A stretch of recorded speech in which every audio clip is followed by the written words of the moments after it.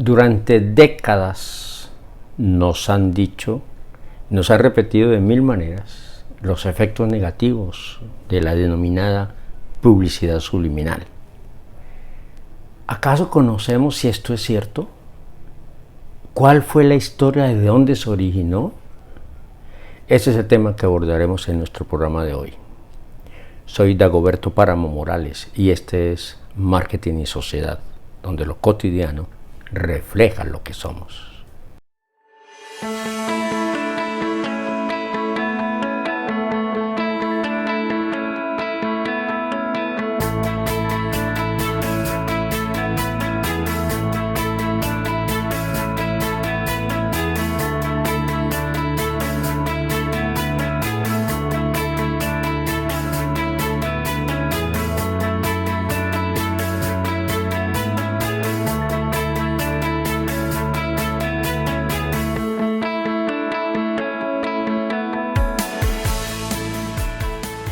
Para tratar de entender los efectos supuestos que tiene la publicidad subliminal, vale la pena investigar y averiguar qué es lo que quiere decir y dónde y cómo se originó y sobre todo qué tan cierto es. Veamos. Corría la década del 50 del siglo pasado. Estados Unidos particularmente vivía una época dura, recién pasaba la Segunda Guerra Mundial, se había retomado el tema del control mental, el tema de la hipnosis que había sido muy utilizada en el siglo anterior, y los negocios no estaban marchando del todo bien, los publicistas estaban sufriendo, no tenían ingresos suficientes. Y resulta que había un personaje que se llamaba James McDonald Vicary, un psicólogo que tenía una agencia de publicidad y andaba en crisis. Entonces,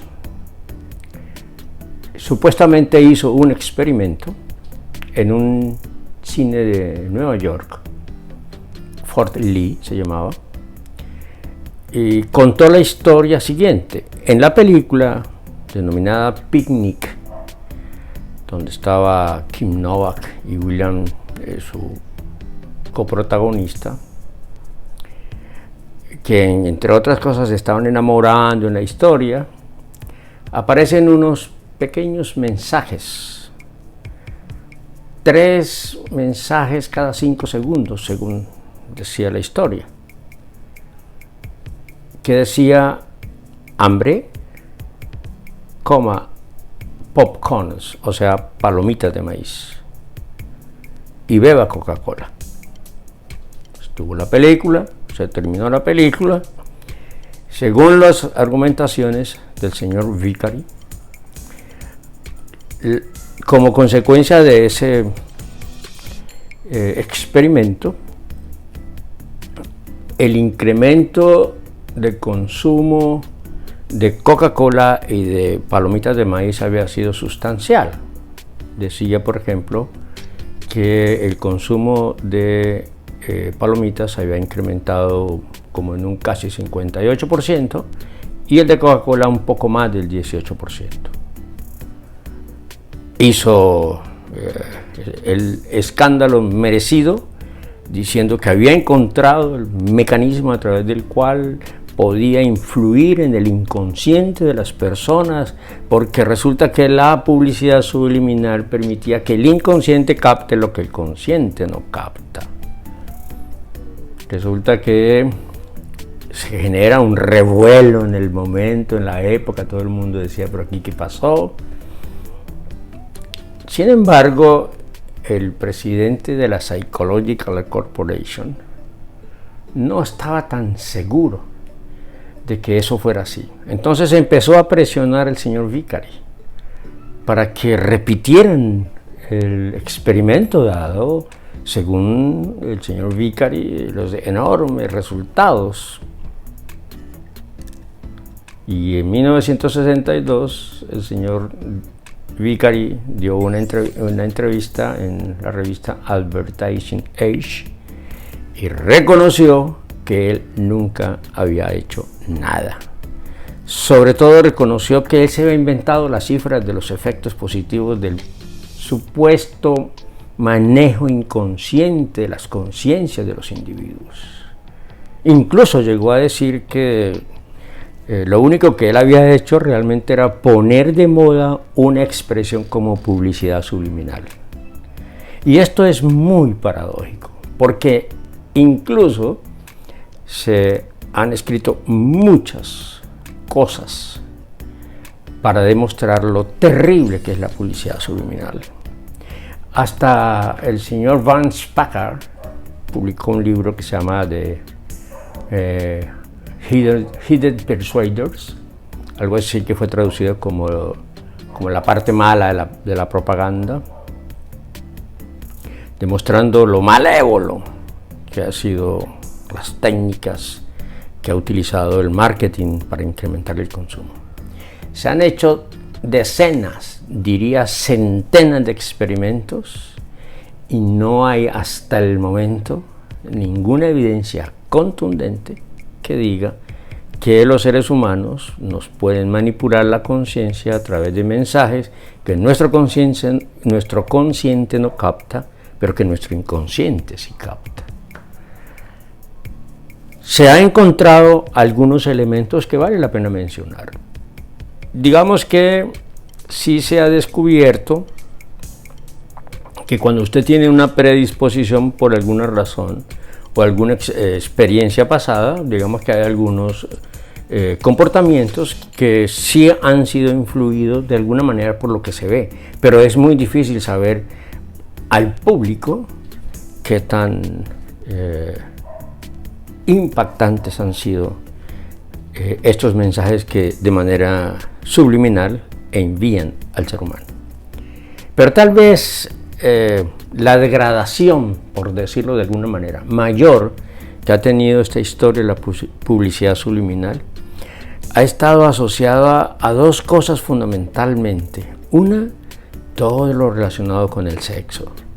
Se ven imágenes de posturas que cruzadas una imagen con la otra dan sensaciones eróticas y románticas distintas, e incluso hasta en las caricaturas, los dibujitos animados donde el Rey León está en una colina y abre la boca y de su fauce salen algunos como puntos y allá se ve la palabra sex.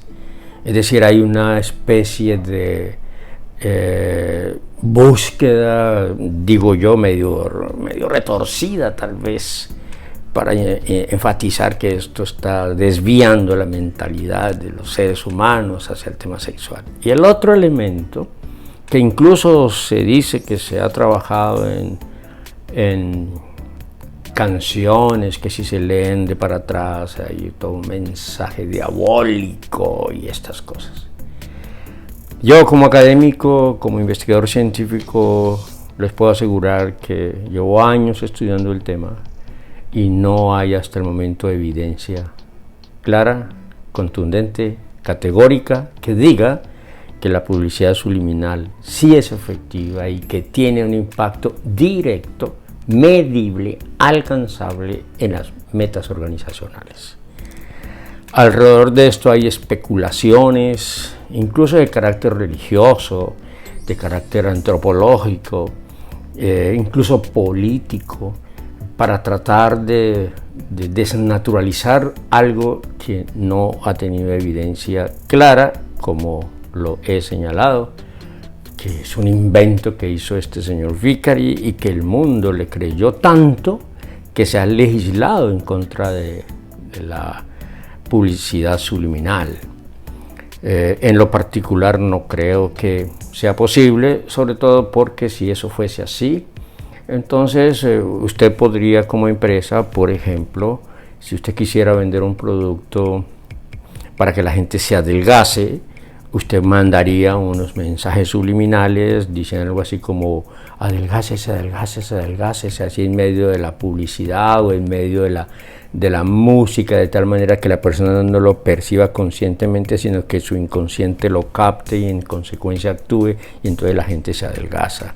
O que se utilicen cosas como digamos, para inducir el comportamiento. Sí hay elementos claros que después vamos en un programa posterior a plantear, cómo el marketing, sobre todo el marketing de carácter político, recurre a una serie de emociones que son tocadas de manera precisa, angustiante, para que la gente asuma comportamientos electorales que a determinado candidato o partido o movimiento le convienen.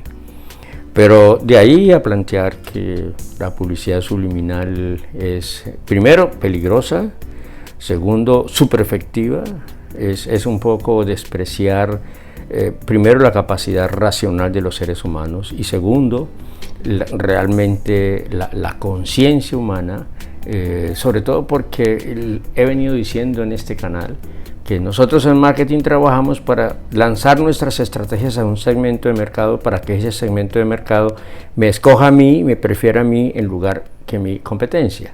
Y eso no es tan evidente a través de la publicidad, sobre todo porque la publicidad tiene un carácter masivo y entonces se llegaría a un montón de segmentos de mercado que ni siquiera conocemos.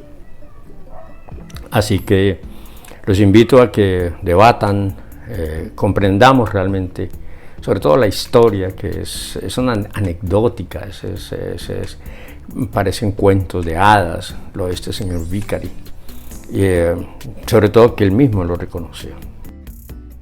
Espero con esta nueva reflexión seguir trabajando en función de que el marketing sea entendido de la mejor manera posible, bajo las circunstancias reales que vivimos en el presente.